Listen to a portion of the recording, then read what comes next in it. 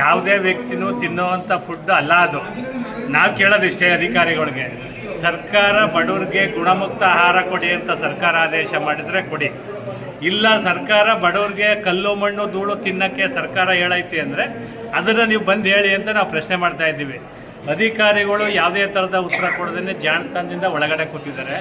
ಹಂಗಾಗಿ ಸಂಬಂಧಪಟ್ಟು ಯಾಕೆಂದರೆ ಫುಡ್ ಸರಬರಾಜು ಮಾಡೋರೆ ಒಂದು ಇಲಾಖೆ, ಖರೀದಿ ಮಾಡೋರೆ ಒಂದು. ಇವರು ಅವ್ರ ಮೇಲೆ ಹೇಳ್ತಾರೆ, ಅವ್ರು ಇವ್ರ ಮೇಲೆ ಹೇಳ್ತಾರೆ. ನಮಗೇನಾಗ ಖರೀದಿ ಮಾಡೋರು ಬೇಕು, ಸರಬರಾಜು ಮಾಡೋರು ಬೇಕು.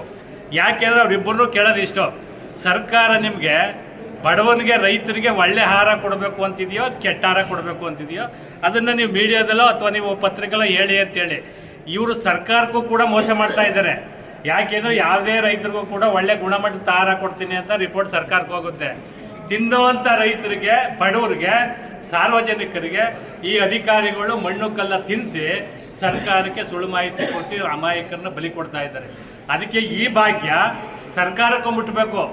ಇಂಥ ಧೂಳನ್ನು ಕಲ್ಲು ಮಣ್ಣ ತಿನ್ನಿಸುವಂಥ ಅಧಿಕಾರಿಗಳು ಸರ್ಕಾರಕ್ಕೆ ಏನಾದರೂ ಬಡವ್ರ ಪರ ಏನಾದರೂ ಒಳ್ಳೆ ಆಹಾರ ಕೊಟ್ಟು ಬಡವ್ರನ್ನ ರಕ್ಷಣೆ ಮಾಡಬೇಕು ಅನ್ನೋ ಸರ್ಕಾರ ಕಾನ್ಸೆಪ್ಟ್ ಇದ್ದರೆ ಇಂಥ ಅಧಿಕಾರಿಗಳನ್ನ ಇಮಿಡಿಯೇಟಾಗಿ ಸಸ್ಪೆಂಡ್ ಮಾಡಬೇಕು.